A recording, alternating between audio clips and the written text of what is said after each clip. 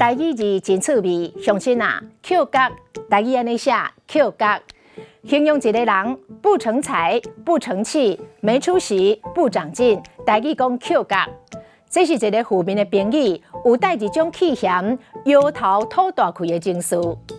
这个人扣角啊，食毒卖毒，杀人放火，爱向官家头毛喙手白啊！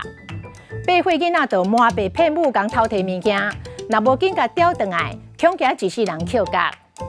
隔壁少年兄要食唔讨趁，伊的爸仔母是操心白白，恐惊这个后生一世人扣角啊！啊，我食要食好，我做要做轻巧，你袂使因为安尼就讲我扣角。扣角的扣，政府会甲百姓扣税，阿嬷真爱扣红点啊！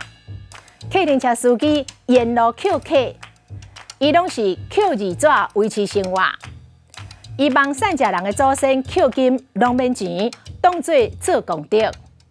供庙办庙会，头家路主一家一户去扣钱，拢是这字扣。